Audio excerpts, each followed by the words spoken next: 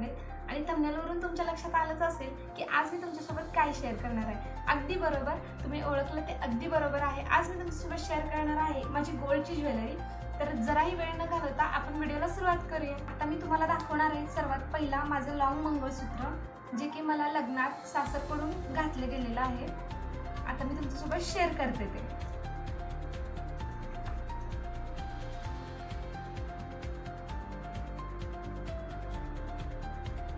तर हे बघा, हे आहे माझं लॉंग मंगळसूत्र आणि ह्याचं वजन 30 ग्रॅम म्हणजेच 3 तोळे आहे. आणि मी तुम्हाला ते जवळून दाखवते. हे बघा,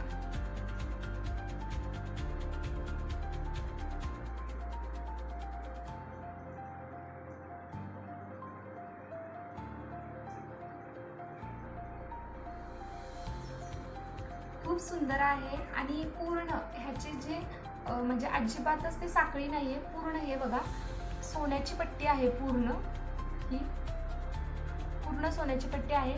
पेंडंट पण चांगलं भरलेलं आहे. हे बघा, मागच्या साईडून पण अजिबात पातळ नाही, खूप चांगलं. आणि खाली गज पण दिलेले आहेत. एक साधारणतः 5 आहेत गज. आणि घातल्यावरती खूप सुंदर दिसते. हे माझे भरपूर असे ह्याच्यावरती फोटोज आहेत.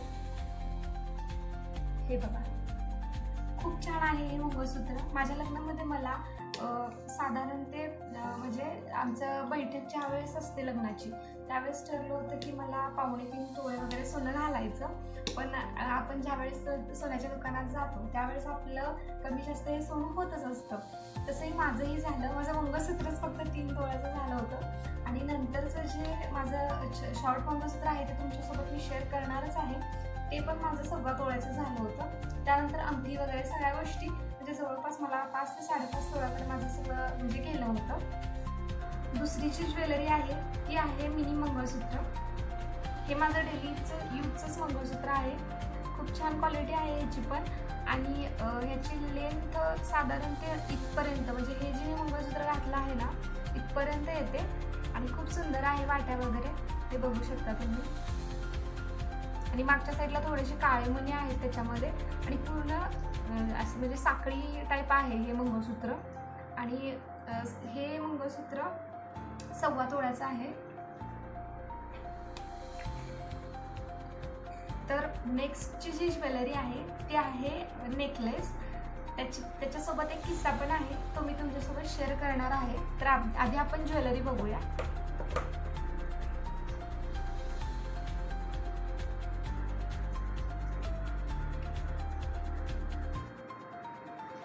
तर हा आहे नेकलेस, तुम्ही बघू शकता. हा नेकलेस पण माझा 1.5 तोळ्याचा आहे.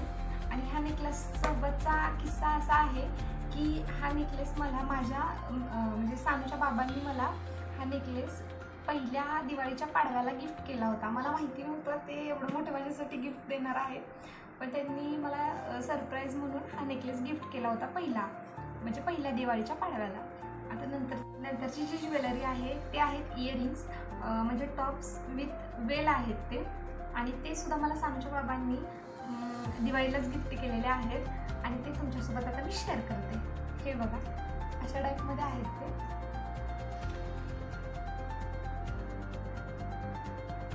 पण हे काही मी जास्त यूज नाही केलेले कधीच. म्हणजे अजूनपर्यंत मी इयरिंग्स एकदा घातले, पण वेल मला नाही म्हणजे जास्त ते भरगतचं वगैरे असतं ना, ते मला जास्त नाही आवडत. म्हणून मी जास्त नाही ते वेअर करत. पण आहे म्हणून म्हटलं तुमच्यासोबत शेअर कर. पुढची जी ज्वेलरी आहे ना ती आम्ही ज्यावेळेस आमचं लग्न झालं होतं त्यावेळेस आम्हाला पाया पडल्यावरती भरपूर सारे पैसे आले होते. जवळपास 10 ते 14 हजार आले होते. त्याच्यामध्ये सानूच्या बाबांनी पण त्यांच्याकडचे 7,000 रुपये टाकले होते. आणि त्याच्यात आम्ही दोघांनी मिळून असं हे छोटं हे ब्लॅकवालं मंगळसूत्र केलं होतं. म्हणजे ॲक्च्युली हे करण्यामागचं कारण हे होतं की पाया पडलेले जे पैसे असतात त्याच्यातून असं म्हणतात की मंगळसूत्र करायचं असतं, किंवा जे आपल्याला लग्नात मंगळसूत्र घातलेलं असतं ना त्याच्यात थोडे मणी वगैरे वाढवायचे असतात. पण माझ्याकडे काही तसं मंगळसूत्र नव्हतं मण्यातलं. मग मी ते सानूच्या बाबांना सांगितलं की असं असते की बाबा त्याच्यामध्ये 4 मणी वाढवायचे असतात, ते पैसे तिथं लावायचे असतात, तर आशीर्वाद असतो. नवरा बायकोला दिलेला. मग त्यांनी म्हटले चल ठीक आहे आपण मण्यातलं मंगळसूत्र करूया. मग मला वाटलं खूपच कॉस्टली जाईल ते, आमच्याकडे एवढे पैसे नव्हते म्हणजे ते जमा झालेले ॲक्च्युली. मग ते म्हटले असू दे, जेवढं जाईल तेवढं आपण बघू आणि त्याच्यामध्ये जेवढे काय आपल्याला पैसे ॲड करायला लागतील ते आपण थोडेफार करूया आणि आपल्या म्हणजे बजेटमध्ये आपण असेल तर करू, नाहीतर राहू दे. मग आपल्याकडे ज्यावेळेस होईल अवेलेबल त्यावेळेस आपण करूया. तर आमचं बजेट बसलं ऑलमोस्ट. आम्ही फक्त गेलो होतो म्हणजे माझं जे तुम्हाला मी आधीचं मंगळसूत्र दाखवलं ना, ते मंगळसूत्रामध्ये आम्ही काय ॲडिशनल होईल का हे बघायला गेलो होतो. तर ते बोलले होईल ॲडिशनल, पण तुम्हाला हे मंगळसूत्र मोडून त्याच्यामध्ये पैसे टाकून तुम्ही दुसरं मंगळसूत्र घ्या. पण ते म्हणजे पूजा केलेलं होतं ना मंगळसूत्र, हळदी कुंकू वगैरे लावून ते केलेलं होतं पूजा. मग माझी मम्मी बोलली की ते काय मोडू वगैरे नकोस, कारण ते पुजलेलं मंगळसूत्र आहे, शुभ आहे ते शुभनाचं वगैरे मोडू नकोस. मग ठीक आहे म्हटलं. मग आम्ही गेलो त्यावेळेस मग हे मंगळसूत्र केलं. ह्याच्यामध्ये ना 2 वाट्या आणि 4 मणी आहेत. हे मी कधी जास्त नाही यूज केलेलं. ज्यावेळेस लास्टची ज्वेलरी ती म्हणजे माझी एंगेजमेंट रिंग. ती काही खूप अशी मोठी वगैरे नाही, पण म्हटलं आता एवढी सगळी ज्वेलरी तुमच्यासोबत शेअर केलेलीच आहे तर ती पण आपण करूया म्हणून मी ते तसंही डेलीत घालतच असते. तुम्ही माझ्या मिनी ब्लॉगमध्ये वगैरे बघितलीच असेल, पण काही लोकांनी जर बघितली नसेल तर त्यांच्यासाठी मी ही शेअर करत आहे. तर ही आहे माझी एंगेजमेंटमधली रिंग. हे बघा,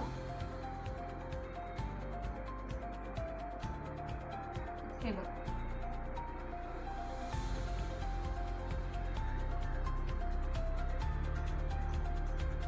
ही आहे माझ्या एंगेजमेंटमधली रिंग. ही एंगेजमेंट रिंग घेताना ना एक गंमत झाली होती.